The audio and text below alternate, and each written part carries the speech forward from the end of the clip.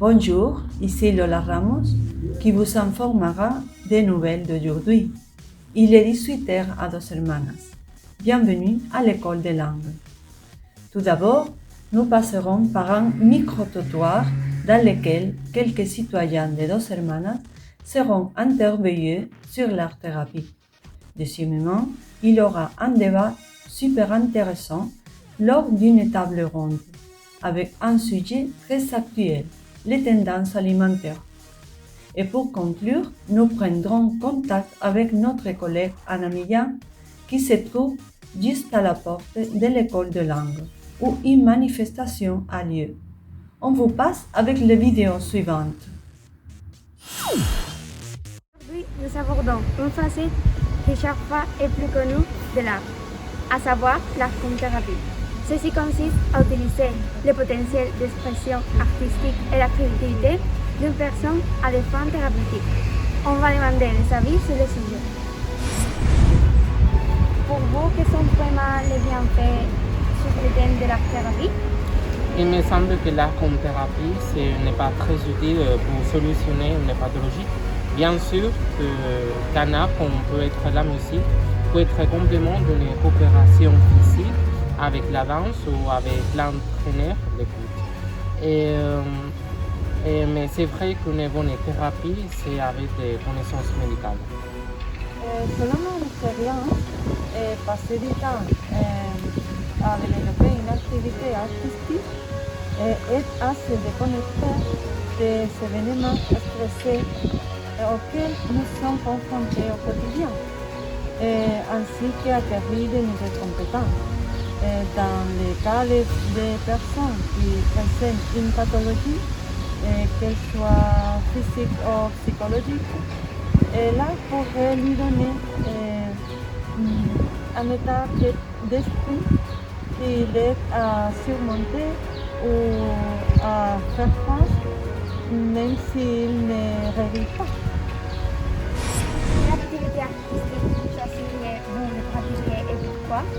Bon, un art que je choisirais, c'est la peinture, car avec le jeu de la psychologie, la peinture peut aider à pouvoir s'exprimer sur nos émotions. Je choisirais la chanson parce qu'il m'est difficile d'exprimer verbalement mes sentiments et mes émotions. Moi, j'aime bien le tricot. Pour moi, c'est un anti-stress naturel. On dit que la répétition des gestes nécessaires pour faire un écharpe ou un pull aurait sur notre cerveau le même effet qu'une séance de yoga. D'autre part, prendre chaque jour un rendez-vous avec nous-mêmes, c'est très important. À qui s'intéresse l'art comme thérapie selon vous? Bon, en ce qui me concerne, je suis sûr que la thérapie ne s'adresse pas qu'à un seul type de personne. C'est-à-dire, il n'importe pas s'il s'agit d'un enfant, un ado, un adulte ou toute la famille quand même. Tous ceux qui souffrent n'importe quoi, de la maladie, du handicap, et des difficultés pour se communiquer, je crois qu'ils peuvent tout bien profiter de cette reconnue mais magnifique solution. Comme vous avez vu, avec les plusieurs témoignages, on apprend beaucoup de l'art, pas seulement pour se stresser, mais aussi pour exprimer nos sentiments. Et c'est tout pour aujourd'hui. Bonjour et bienvenue à la nouvelle édition du programme numéro 1 de la télévision française qui s'appelle Réparer le monde. Le sujet sur lequel nous parlerons aujourd'hui, c'est les nouvelles tendances alimentaires.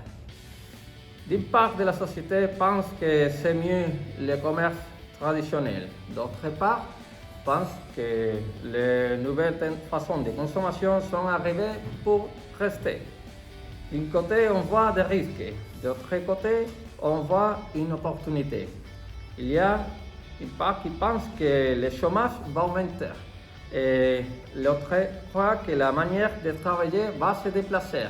Nous sommes réunis avec 4 membres de la société civile et ma collègue, la journaliste Rosa, qui va poser quelques questions.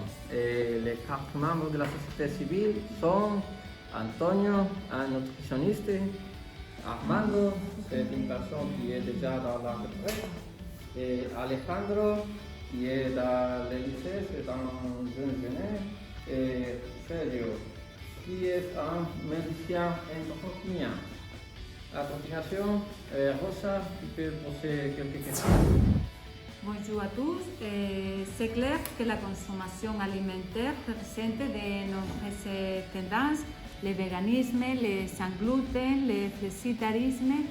Que pensez-vous des nouvelles tendances alimentaires dans la société? Ils sont influencés par la publicité ou les gens les suivent par snobisme?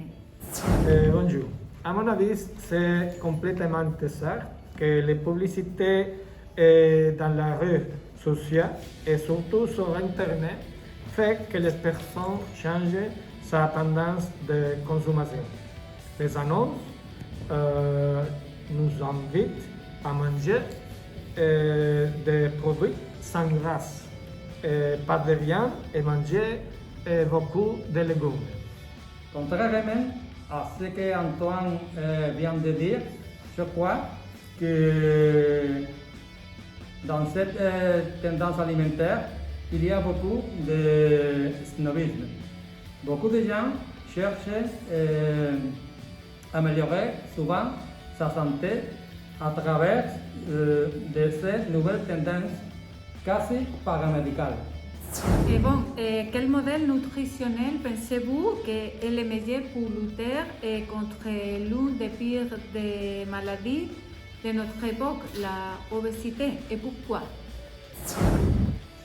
Bien, je pense que la meilleure méthode pour éviter l'obésité, c'est l'option la plus facile, qui la connaît tout le monde, et c'est le régime méditerranéen, qui est basé en bien manger, avec beaucoup de fruits et de légumes, combiné avec de la viande, du poisson, 2-3 fois par semaine. Il fait s'agir d'éviter les aliments caloriques, avec beaucoup de gras et les fast-food principalement. C'est très bien aussi de faire du sport pour avoir la meilleure santé possible et éviter l'obésité, qui est le principal objectif. Tout à fait, Alejandro. En effet, la meilleure solution elle est bien manger, mais pour la majorité des gens, il est difficile de maintenir de bonnes habitudes alimentaires. Donc, je trouve que ceux qui vraiment ont des problèmes d'obésité, le plus sensé est de faire appel à des professionnels comme les nutritionnistes et les endocriniens. Et voilà notre table ronde. On a préparé un cours. Nous sommes ici, à l'école de langue de Dos Hermanas, où nous rencontrons des étudiants qui sont contre l'éducation en ligne. Voyons ce qu'ils en pensent. Bonjour, pourquoi vous êtes contre l'éducation en ligne? C'est une éducation à travers les ordinateurs par en personne. Oui, parce que les élèves ne reçoivent pas l'apprentissage nécessaire pour développer leurs connaissances. Donc, vous êtes pour l'éducation sur place. Quels sont les avantages? L'interaction entre les élèves et les professeurs ou les élèves entre eux. Et l'enseignement personnalité aussi. Alors, quels sont les inconvénients de l'éducation en ligne? Bon, il peut y avoir une mauvaise connexion Internet et je pense que c'est très difficile de faire attention aux besoins spécifiques de chaque élève. Merci beaucoup, professeur. Voilà plusieurs témoignages. Professeur.